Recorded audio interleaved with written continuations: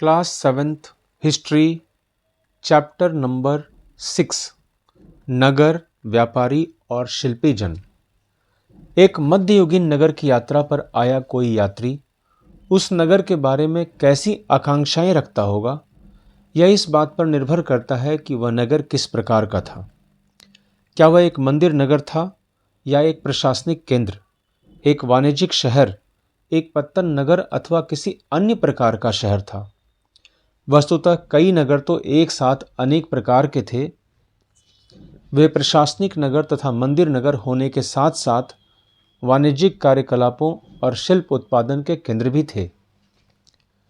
प्रशासनिक केंद्र। अध्याय 2 में आपने चोल वंश के बारे में पढ़ा।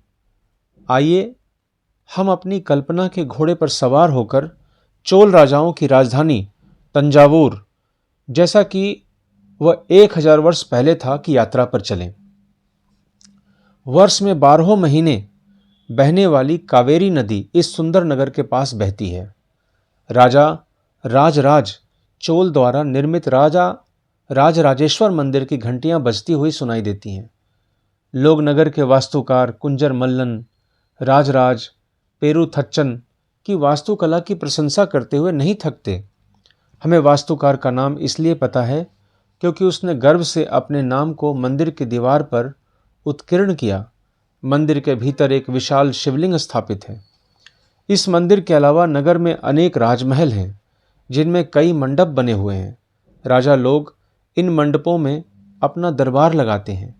यहीं से वे अपने अधीनस्थों के लिए आदेश जारी करते हैं। नगर में सैन्य शिविर भी बने हैं। नगर उन बाजारों की हलचल से भरा हुआ है जहां अनाज, मसालों, कपड़ों और आभूषणों की बिक्री हो रही है। नगर के लिए जल की आपूर्ति कुओं और तालाबों से होती है। तंजावुर और उसके निकटवर्ती नगर उरैयूर के सालिये बुनकर मंदिर के उत्सव के लिए झंडे झंडियां बनाने का कपड़ा, राजा और अभिजात वर्ग के लिए बढ़िया सूती वस्त्र और जनसाधारण के लिए मोटा सूती वस्त्र तैयार कर रहे हैं। यहाँ से कुछ दूरी पर स्वामी मलाई में स्थपति अथवा मूर्तिकार उत्तम कांस्य मूर्तियां तथा लंबे सुंदर घंटा धातु के दीप बना रहे हैं। मंदिर नगर और तीर्थ केंद्र। तंजावुर एक मंदिर नगर का भी उदाहरण है। मंदिर नगर नगरीकरण का एक अत्यंत महत्वपूर्ण प्रतिरूप प्रस्तुत करते हैं। नगरीकरण नगरों के विकास की प्रक्रिया है। मंदिर अक्सर समाज और अर्थव्यवस्था दोनों के लिए ही अत्यंत महत्वपूर्ण होते थे। शासक विभिन्न देवी देवताओं के प्रति अपना भक्ति भाव दर्शाने के लिए मंदिर बनाते थे। वे मंदिरों को भूमि एवं धन अनुदान में देते थे, जिनकी आय से अधिक धार्मिक अनुष्ठान विधि विधान से संपन्न किए जाते थे। तीर्थयात्रियों तथा पुरोहित पंडितों को भोजन कराया जाता था और पर्वोत्सव मनाए जाते थे। मंदिर के दर्शनार्थी भी दान दक्षिणा दिया करते थे। मंदिर के कर्ता धर्ता मंदिर के धन को व्यापार एवं साहूकारी में लगाते थे।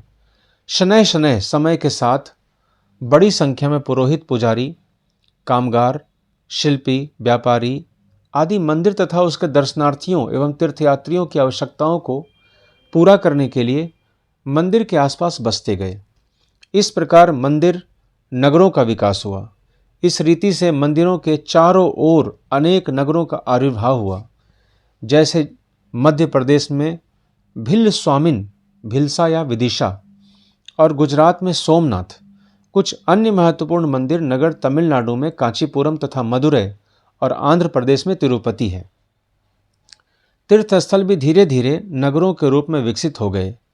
वृंदावन उत्तर प्रदेश और तिरुवन्नमलाई तमिलनाडु ऐसे नगरों के दो उदाहरण हैं। अजमेर राजस्थान 12वीं शताब्दी में चौहान राजाओं की राजधानी था और आगे चलकर मुगलों के शासन में वह सूबा मुख्यालय बन गया। यह नगर धार्मिक सहअस्तित्व का एक उत्कृष्ट उदाहरण प्रस्तुत करता है। सुप्रसिद्ध सूफी संत व्याख्या मोइनुद्दीन चिश्ती अध्याय 8 भी देखें। यहाँ 12वीं शताब्दी में बस गए थे। उनके दर्शनार्थी एवं श्रद्धालु सभी पंथ मतों के हुआ करते थे।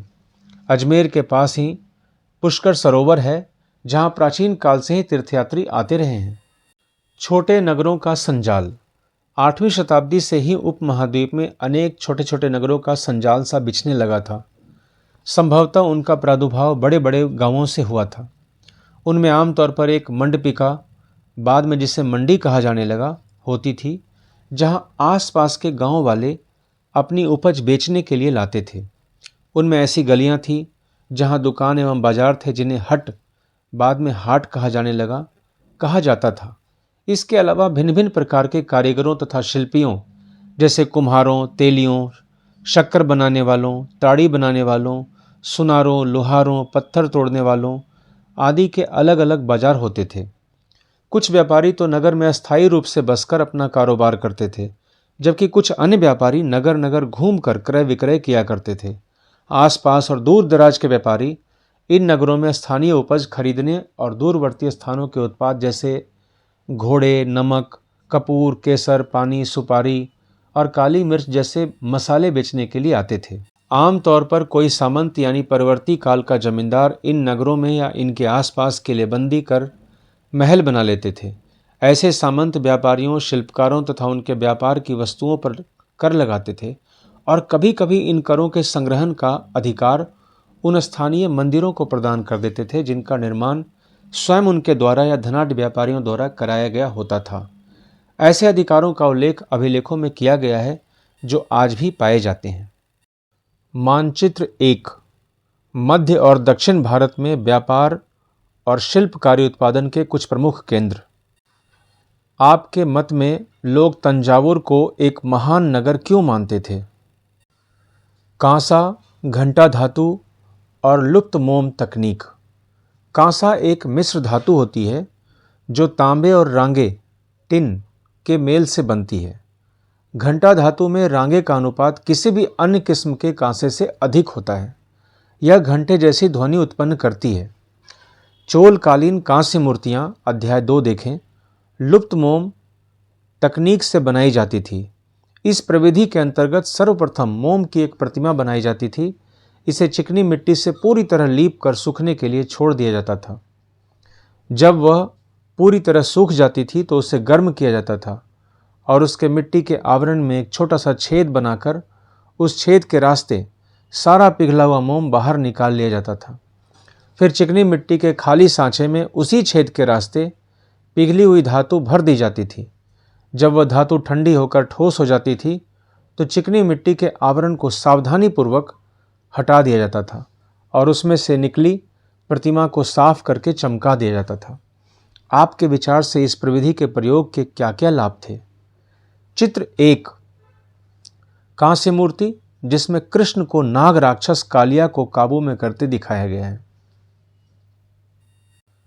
अपने जिले के नगरों की सूची बनाएं और उनका प्रशासनिक केंद्रों, मंदिर नगरों, तीर्थ केंद्रों के रूप में वर्गीकरण करें।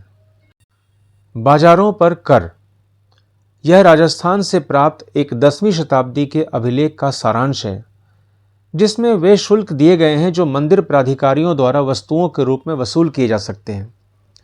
शक्कर और गुड़, रंग, धागा, रुई, नारियल, नमक, सुपारी, मक्खन, तिल के तेल और कपड़े पर कर लगाए जाते थे।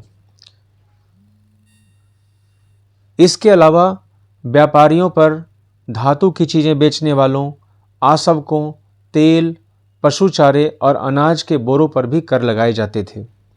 इनमें से कुछ कर तो वस्तु रूप में और कुछ अन्य नकद के रूप में वसूले जाते थे।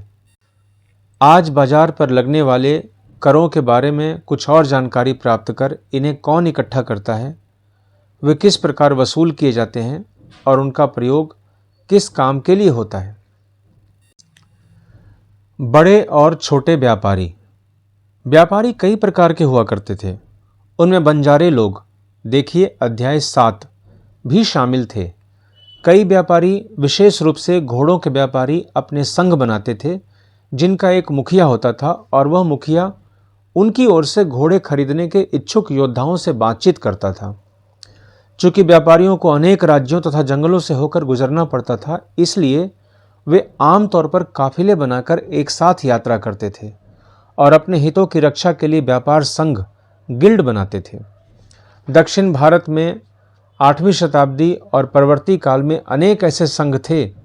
उनमें सबसे प्रसिद्ध मणिग्रामम और नानादेशी थे। ये व्यापार संघ प्रायद्वीप के भीतर और दक्षिण पूर्व एशिया तथा चीन के साथ भी दूर दूर तक व्यापार करते थे। इनके अलावा चेट्टियार और मारवाड़ी ओसवाल जैसे समुदाय भी थे जो आगे चलकर देश के प्रधान व्यापारी समूह बन गए। गुजराती व्यापारियों में हिंदू बनिया और मुस्लिम बोहरा दोनों समुदाय शामिल थे। वे दूर दूर तक लाल सागर के बंदरगाहों व फारस की खाड़ी, पूर्वी अफ्रीका, दक्षिण पूर्व एशिया तथा चीन से व्यापार करते थे। वे इन पत्तनों में कपड़े और मसाले बेचते थे और बदले में अफ्रीका से सोना और हाथी दांत एवं दक्षिण पूर्व एशिया और चीन से मसाले, टिन, मिट्टी के नीले बर्तन और चांदी लाते थे। पश्चिमी तट के नगरों में अरबी, फारसी, चीनी, यहूदी और सीरियाई ईसाई बस गए थे। लाल सागर के बंदरगाहों में बेचे जाने वाले भारतीय मसाले और कपड़े इतालवी व्यापारियों द्वारा खरीदे जाते थे और वहां से वे उन्हें आगे यूरोपीय बाजारों में पहुंचाते थे। उनसे व्यापार में बहुत लाभ होता था। उष्णकटिबंधीय जलवायु में उगाए जाने वाले मसाले, काली मिर्च, दालचीनी, जायफल, सौंठ आदि यूरोपीय व्यंजनों के महत्वपूर्ण अंग बन गए थे और भारतीय सूती कपड़ा बहुत लुभावना होता था। ये चीज़ें ही यूरोपीय व्यापारियों को भारत तक खींच लाई। समय के साथ साथ व्यापार और नगरों का रूप किस प्रकार बदला, इसके बारे में हम शीघ्र आगे पढ़ेंगे। जैसा कि आप समझ सकते हैं, इस काल के दौरान लोगों तथा माल का आना जाना लगा ही रहता था। आपके विचार से इस आवाजाही का नगरों तथा गांवों के जनजीवन पर क्या प्रभाव पड़ा होगा? नगरों में रहने वाले कारीगरों की सूची बनाएं।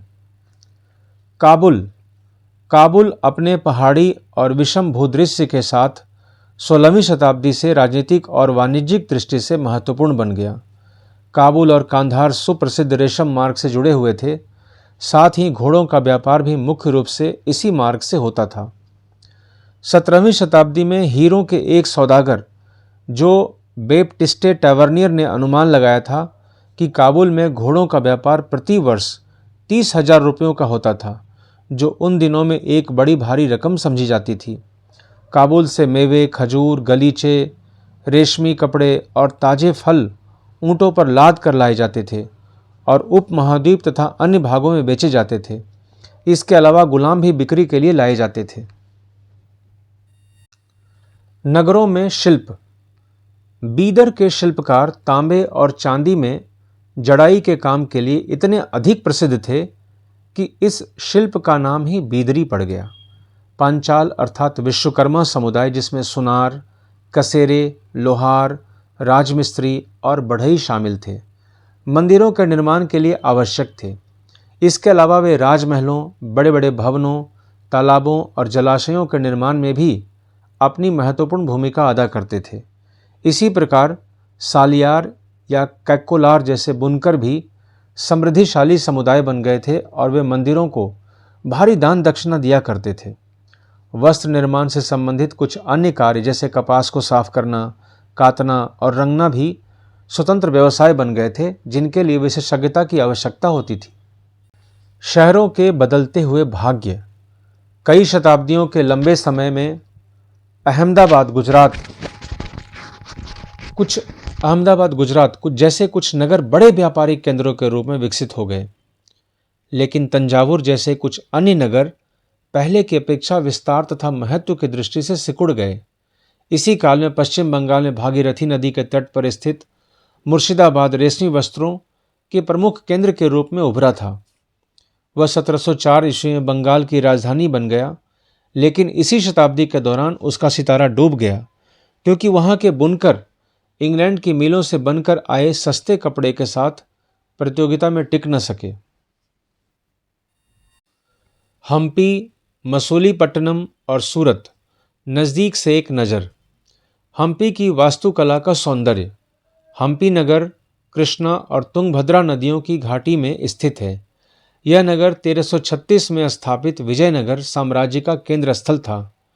हम्पी के शानदार खंडहरों से पता चलता है कि उस शहर की किलेबंदी उच्च कोटि की थी।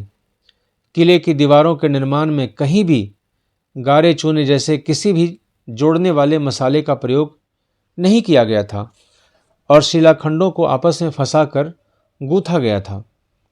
हम्पी की वास्तुकला विशिष्ट प्रकार की थी। वहाँ के शाही भवनों में भव्य मेहराब और गुंबद थे। वहाँ स्तंभों वाले कई विशाल कक्ष थे जिनमें मूर्तियों को रखने के लिए आले बने हुए थे। वहाँ सुनियोजित बाग बगीचे भी थे जिनमें कमल और टोडों की आकृति वाले मूर्तिकला के नमूने थे। 15वीं-16वीं शताब्दियों के अपने समृद्धि काल में हम्पी कई वाणिज्यिक और सांस्कृतिक गतिविधियों से गुंजायमान रहता था। उन दिनों हम्पी के बाजारों में मुस्लिम सौदागरों, चेट्टियों और पुर्तगालियों जैसे यूरोपीय व्यापारियों के एजेंडों का जमघट लगा रहता था। मंदिर सांस्कृतिक गतिविधियों के केंद्र होते थे और देवदासियां विरूपाक्ष शिव मंदिर के अनेक स्तंभ वाले विशाल कक्षों में देव प्रतिमा, राजा तथा प्रजाजनों के समक्ष नृत्य किया करती थी। महानवमी पर्व, जो आज दक्षिण में नवरात्रि पर्व कहलाता है, उन दिनों हम्पी में एक अत्यंत महत्वपूर्ण पर्व माना जाता था। पुरातत्वविदों ने उस महानवमी मंच को खोज निकाला है जहां राजा अपने अतिथियों का स्वागत सत्कार करता था और अधीनस्थ व्यक्तियों से नजराने उपहार लिया करता था। वहीं विराजमान होकर राजा नृत्य एवं संगीत तथा मल्लयुद्ध के कार्यक्रम भी देखा करता था। 1565 में दक्कनी सुल्तानों गोलकुंडा, बीजापुर, अहमदनगर, बरार और बीदर के शासकों के हाथों विजयनगर की पराजय के बाद हम्पी का विनाश हो गया। अपने शासनकाल में विजयनगर के शासकों ने जलाशयों एवं नहरों के निर्माण में काफ़ी रुचि ली। मालदेवी नदी के ऊपर 1.37 किलोमीटर लंबे मिट्टी के बांध वाले अनंतराज सागर जलाशय का निर्माण हुआ। कृष्णदेव राय ने 2 पहाड़ियों के बीच एक विशाल प्रस्तर बांध का निर्माण विजयनगर के निकट एक विशाल झील के निर्माण के लिए किया, जहां से जल को जल सेतु और नहरों द्वारा बगीचों और खेतों तक सिंचाई के लिए पहुंचाया जाता था। एक किलाबंद नगर। एक पुर्तगाली यात्री डोमिंगो पेज ने 16वीं शताब्दी में हम्पी नगर का वर्णन इस प्रकार किया।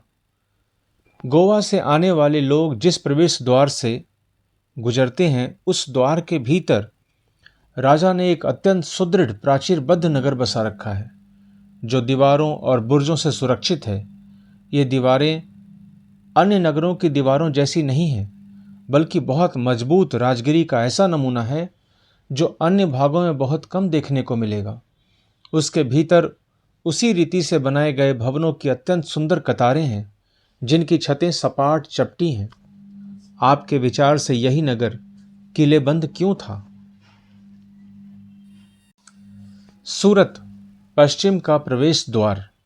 सूरत मुगल काल में कैम्बे, आज के खंभात और कुछ समय के बाद अहमदाबाद के साथ साथ गुजरात में पश्चिमी व्यापार का वाणिज्य केंद्र बन गया। सूरत ओरमुज की खाड़ी से होकर पश्चिमी एशिया के साथ व्यापार करने के लिए मुख्य द्वार था। सूरत को मक्का का प्रस्थान द्वार भी कहा जाता था, क्योंकि बहुत से हज यात्री जहाज से यहीं से रवाना होते थे। सूरत एक सर्वदेशीय नगर था, जहां सभी जातियों और धर्मों के लोग रहते थे। 17वीं शताब्दी में वहां पुर्तगालियों, डचों और अंग्रेजों के कारखाने एवं माल गोदाम थे। अंग्रेज इतिहासकार ओविंगटन ने 1689 में सूरत बंदरगाह का वर्णन करते हुए लिखा है कि किसी भी एक वक्त पर भिन्न भिन्न देशों के औसतन 100 जहाज इस बंदरगाह पर लंगर डाले खड़े देखे जा सकते थे। सूरत में ऐसी अनेक दुकानें थीं जो सूती कपड़ा थोक और फुटकर कीमतों पर बेचती थीं। सूरत के वस्त्र अपने सुनहरे गोटा किनारियों जरी के लिए प्रसिद्ध थे और उनके लिए पश्चिम एशिया, अफ्रीका और यूरोप में बाजार उपलब्ध थे। राज्य ने विश्व के सभी भागों से नगर में आने वाले लोगों की आवश्यकताओं को पूरा करने के लिए अनेक विश्राम गृह बना रखे थे। वहाँ भव्य भवन और असंख्य मनोरंजक स्थल थे। सूरत में काठियावाड़ी सेठों तथा महाजनों की बड़ी बड़ी साहूकारी कंपनियां थीं। उल्लेखनीय है कि सूरत से जारी की गई हुंडियों को दूर दूर तक मिस्र में काहिरा, इराक में बसरा और बेल्जियम में एंटवर्प के बाजारों में मान्यता प्राप्त थी। किंतु 17वीं शताब्दी के अंतिम वर्षों में सूरत का भी अधःपतन प्रारंभ हो गया। इसके कई कारण थे। मुगल साम्राज्य के पतन के कारण बाजारों तथा उत्पादकता की हानि, पुर्तगालियों द्वारा समुद्री मार्गों पर नियंत्रण और बम्बई, वर्तमान मुंबई से प्रतिस्पर्धा, जहां 1668 में अंग्रेजी ईस्ट इंडिया कंपनी ने अपना मुख्यालय स्थापित कर लिया था। आज सूरत एक महत्वपूर्ण वाणिज्यिक केंद्र है। वाणिज्य केंद्र एक ऐसा स्थान जहां विभिन्न उत्पादन केंद्रों से आने वाला माल खरीदा और बेचा जाता है। हुंडी एक ऐसा दस्तावेज जिसमें एक व्यक्ति द्वारा जमा कराई गई रकम दर्ज रहती है। हुंडी को कहीं अन्यत्र प्रस्तुत करके जमा की गई राशि प्राप्त की जा सकती है। जोखिम भरा दौर, मसूलीपट्टनम के लिए चुनौती। मसूलीपट्टनम या मछलीपट्टनम नगर कृष्णा नदी के डेल्टा पर स्थित है। 17वीं शताब्दी में यह भिन्न भिन्न प्रकार की गतिविधियों का नगर था।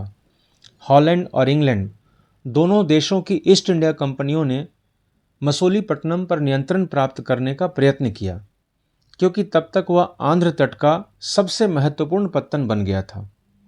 मसूलीपट्टनम का किला हॉलैंड वासियों ने बनाया था।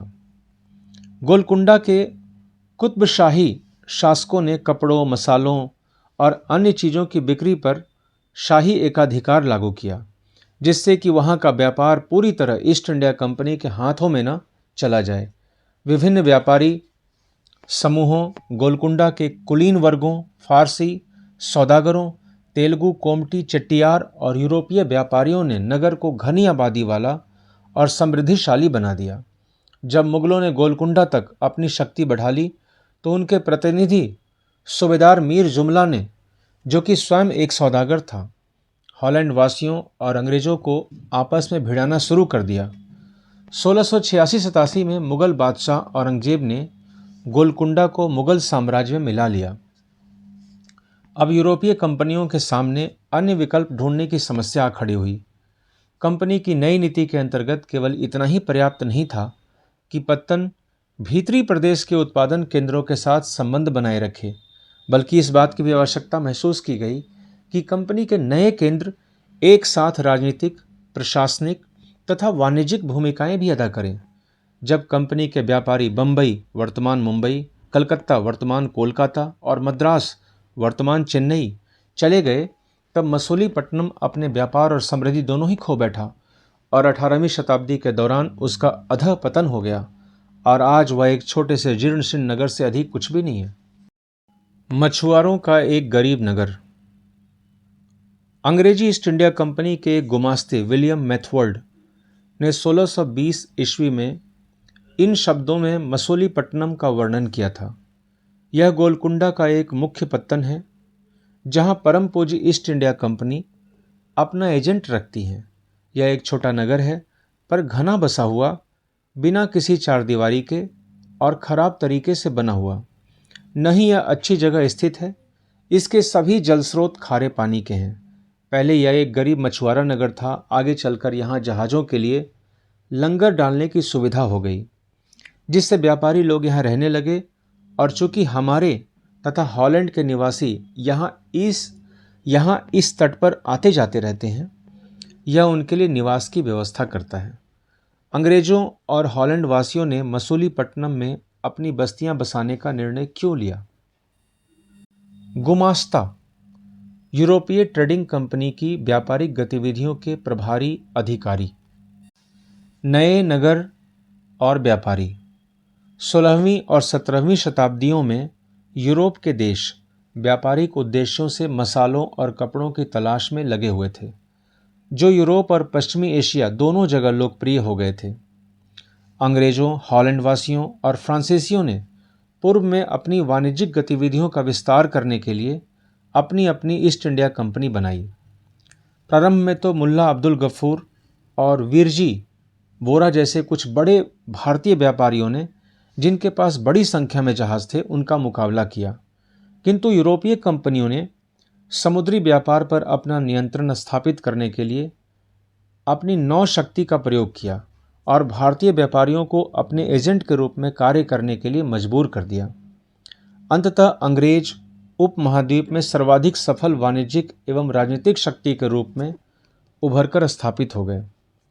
वस्त्रों जैसी वस्तुओं की मांग में तेजी आ जाने से अधिकाधिक लोगों ने कताई, बुनाई, धुलाई, रंगाई आदि का धंधा अपना लिया। इससे इन शिल्पों का बहुत विस्तार हुआ। भारतीय वस्त्रों के रूप, रंग और डिजाइन अधिकाधिक परिष्कृत होते गए। किंतु इस काल में शिल्पकारों की स्वतंत्रता घटने लगी। शिल्पी जन पेशगी की प्रणाली पर काम करने लगे, जिसका अर्थ यह था कि उन्होंने जिन यूरोपीय एजेंटों से पहले ही पेशगी ले ली थी, उन्हीं के लिए उन्हें कपड़ा बुनना होता था। अब बुनकरों को अपना कपड़ा या बुनाई के नमूने बेचने की स्वतंत्रता नहीं थी। उन्हें तो कंपनी के एजेंटों द्वारा निर्धारित डिजाइन के कपड़े उन्हीं की मांग के अनुसार बनाने पड़ते थे। 18वीं शताब्दी में बंबई, कलकत्ता और मद्रास नगरों का उदय हुआ, जो आज प्रमुख महानगर हैं। शिल्प और वाणिज्य में बड़े बड़े परिवर्तन आए। जब बुनकर जैसे कारीगर तथा सौदागर यूरोपीय कंपनियों द्वारा इन नए नगरों में स्थापित ब्लैक टाउन्स में स्थानांतरित हो गए। ब्लैक यानी देशी व्यापारियों और शिल्पकारों को इन ब्लैक टाउन्स में सीमित कर दिया गया, जबकि गोरे शासकों ने मद्रास में फोर्ट सेंट जॉर्ज और कलकत्ता में फोर्ट सेंट विलियम की शानदार कोठियों में अपने आवास बनाए। 18वीं शताब्दी में शिल्प कलाओं तथा वाणिज्य की कहानी हम अगले वर्ष में पढ़ेंगे। अन्यत्र वास्को डिगामा और क्रिस्टोफर कोलंबस। 15वीं शताब्दी में यूरोपीय नाविकों द्वारा समुद्री मार्ग खोजने के अभूतपूर्व कार्य किए गए। उनमें से अनेक नाविक भारतीय उपमहाद्वीप तक पहुंचने का मार्ग खोजने और मसाले प्राप्त करने की इच्छा से प्रेरित थे। पुर्तगाली नाविक वास्को डिगामा अटलांटिक महासागर के साथ साथ यात्रा करते हुए केप ऑफ गुड होप से निकलकर और हिंद महासागर को पार करके भारत पहुंचा। उसे अपनी पहली यात्रा को पूरा करने में 1 वर्ष से भी अधिक समय लगा। वह 1498 में कालीकट पहुंचा और अगले वर्ष पुर्तगाल की राजधानी लिस्बन लौट गया। इस समुद्री यात्रा के दौरान उसके 4 में से 2 जहाज नष्ट हो गए और 170 यात्रियों में से केवल 54 ही जीवित बचे। इन प्रत्यक्ष खतरों के बावजूद जो मार्ग खोले या खोजे गए वे अत्यंत लाभकारी सिद्ध हुए और उसके बाद तो अंग्रेज, हॉलैंडवासी और फ्रांसीसी नाविकों ने भी उसका अनुसरण करना प्रारंभ कर दिया।